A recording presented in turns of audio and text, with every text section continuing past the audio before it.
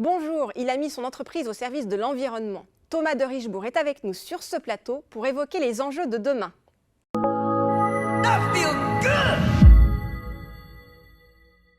Bonjour Thomas. Bonjour. Vous dirigez un groupe familial de Richebourg. Oui, exactement. Enfin, nous dirigeons. Avec votre père et votre frère. Avec mon père qui est le président du groupe, mon frère qui est le président de la partie multiservice et moi qui suis dans l'environnement, président de toute la partie service aux collectivités. C'est le groupe de votre grand-père. C'est mon grand-père qui l'a créé dans les années 50-60. Donc on était aux prémices de l'environnement. Tout au début, mon grand-père était ce qu'on appelait un ferraillou. C'est-à-dire, il avait sa petite estafette et il faisait du débarras de cave avec son camion tout seul et il collectait tous les déchets dans les caves et il allait après les revendre. Voilà, c'est comme ça que ça marche parce qu'aujourd'hui, donc 39 400 collaborateurs, 13 pays, 3 continents. Exactement, oui, oui. Non, le groupe a beaucoup grossi.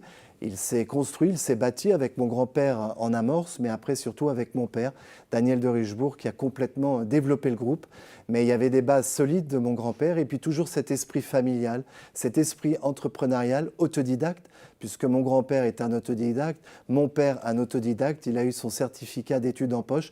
Il a commencé par du débarras de cave et très vite après, il a vu l'opportunité de ce que pouvait être ce métier, la gestion des déchets, la collecte. À l'époque, personne ne s'en occupait. Ce n'était pas comme maintenant. Vous voyez la COP 21, COP 22. Ouais. Maintenant, le Parti des Verts arrive 3e aux élections européennes. Tant mieux que maintenant, ça suscite un engouement et en même temps, c'est une nécessité. Mais à l'époque, tout le monde s'en fichait de l'environnement. Donc, mon grand-père, mon père, se sont complètement investis. Ils ont su sentir l'air. Complètement. Et puis, ils ont fait les premiers contrats avec les hôpitaux de Paris, avec les aéroports, ADP. Et c'est là où le groupe a commencé à marcher. Mon père a décidé après de le mettre dans toute la France, de développer le groupe de Richebourg et d'en faire une marque qui est aujourd'hui une marque, le groupe de Richebourg. Donc avec mon frère... Qui fait quoi alors exactement? Donc au service de l'environnement. Au service de l'environnement, donc on fait tout ce qui est collecte et recyclage des déchets, tout ce qui est métaux ferreux et non ferreux, avec centre de tri. Une partie aussi D3E, tout ce qui est déchets électriques et électroniques. Ce sont vos congélateurs, vos frigos, vos petits appareils en mélange, vos petits fers à battre. Exactement. Et puis après, vous avez toute une partie multiservice où là, c'est du facilities management, c'est de la propreté, c'est de l'intérim, c'est de la vidéosurveillance, c'est de la gestion de l'éclairage public. Voilà, c'est un très gros pôle également. Tout le groupe de Richebourg, comme vous venez de le dire, c'est plus de 39 000 personnes. On fait un peu plus de 3 milliards d'euros de chiffre d'affaires. Et en tous les cas, on est content de continuer à faire perdurer cette saga familiale avec mon frère Boris et avec mon père Daniel de Richebourg. On a une bonne entente familiale et nous, notre ambition, c'est de continuer, c'est de développer le groupe, c'est de faire qu'on sera des étapes et on veut le faire progresser. Alors évidemment, il y a des enjeux colossaux. C'est important pour vous, la protection de l'environnement? C'est très important. C'est un enjeu, comme je le disais, qui est colossal. Maintenant, il faut prendre soin de notre planète, il faut réagir, il faut avoir des actions concrètes. Donc, on les a au quotidien. C'est pour ça aussi que vous êtes, vous accompagnez donc pour la COP 21, pour la COP 22. Exactement, la COP 21, où on était directement sur le site, là-bas au Bourget, où on faisait toutes les prestations. En fait, on a fait en direct live, le groupe de Richebourg, qu'est-ce qu'il est? Plutôt que de communiquer en mettant des 3x4 avec écrit de Richebourg, on s'est dit la meilleure façon de communiquer, c'est de travailler. Donc on a géré les déchets, on s'est occupé de la propreté, on a mis un centre de tri directement sur le site et ça a permis à toutes les délégations du monde de venir voir comment on est organisé en France, qu'est-ce qui se passait, qu'est-ce qu'un centre de tri, comment on travaille. Et puis c'était un groupe familial, le groupe de Richebourg. On a refait ça sur la COP 22, pareil, là-bas de notre grande filiale à Marrakech, puisqu'au Maroc, on a presque 8000 personnes qui travaillent pour le groupe de Richebourg.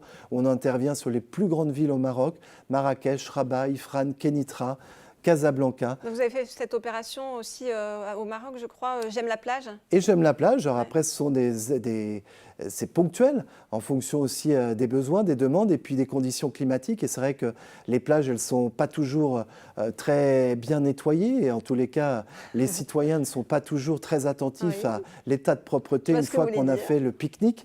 Donc c'est vrai que bénévolement, on a demandé à des enfants de venir, de collecter, d'aller ramasser avec un sac l'ensemble de ces déchets. Et on redonnait des cadeaux en fonction du poids qu'ils avaient collecté. Donc on avait une balance à côté les cadeaux. Et ça permet de sensibiliser. Mais les plus jeunes sont beaucoup plus sensibles au tri. D'ailleurs, je ne sais pas, vous, vos enfants, maintenant dans votre immeuble, ils vous disent attention, il y a la poubelle jaune, il y a la poubelle verte. Maintenant, ils font très très attention, plus que les anciennes générations. Et c'est par les jeunes, je trouve qu'on arrive à toucher les plus anciens. Et en tous les cas, moi je donne l'exemple, déjà dans mon immeuble, mais en tous les cas, il faut que tout le monde maintenant prenne le pas sur ça. Qu'on Il fasse faut ça chez nous. trier, valoriser les déchets, c'est très important pour éviter au maximum l'enfouissement. Maintenant, tout type de déchets peut pratiquement être recyclé, avoir des filières de recyclage. Nous, on fait pratiquement 800 000 véhicules par an, des véhicules hors d'usage qu'on recycle. À propos des véhicules, vous avez des actions aussi très concrètes. Là, vous avez un nouveau système là, que vous allez mettre sur vos véhicules.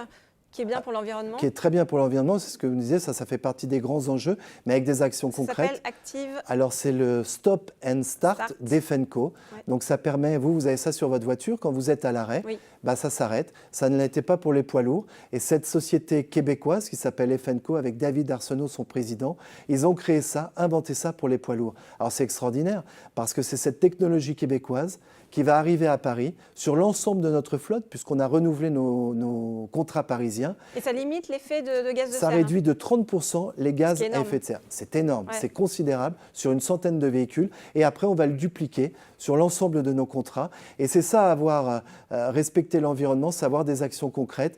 Et cette start-up, cette société, elle va nous donner l'opportunité de pouvoir réaliser ça en plein Paris pour les Parisiens et les Parisiennes. C'est quoi les enjeux des entreprises aujourd'hui pour vous ? C'est ce que je vous dis, c'est de faire attention à son environnement. Il y a aussi, faire attention aussi aux gens social, bien sûr, parce que le cœur de l'entreprise, en tout cas chez nous, chez Derichebourg, c'est les 39 000 collaborateurs qui, à l'instant où je vous parle, travaillent dans les 14 pays et qui sont là à porter leurs vêtements et leurs uniformes de Derichebourg et qui travaillent au sein des collectivités, chez nos clients. Et c'est ça qui est important. Ce sont eux les vecteurs, les porteurs de la marque Derichebourg. On doit avoir un respect infini pour ces gens-là. C'est eux le cœur, le poumon de l'entreprise. De la confiance, d'être avec eux. Et comme on dit dans le groupe, c'est la pyramide à l'envers, c'est le bas vers le haut et ce n'est pas l'inverse. On se sert de toute cette stratégie en voyant comment ça fonctionne en bas, qu'est-ce qu'il manque, qu'est-ce qu'on devrait améliorer, comment on devrait travailler différemment pour accompagner tous nos collaborateurs vers davantage de performance, d'envie, créer l'envie au sein de l'entreprise, d'arriver en étant satisfait de son travail et de ses responsables. Ça fait plaisir d'entendre ça.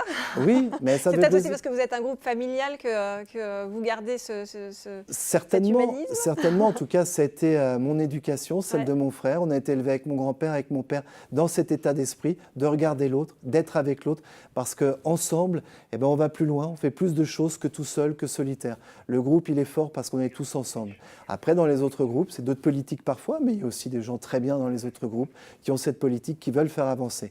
Voilà, pour éviter le turnover, des choses aussi qu'on fait beaucoup dans le groupe, c'est l'évolution en interne. De savoir que demain, vous pouvez potentiellement évoluer, prendre une place de directeur, de grand responsable, de directeur pays.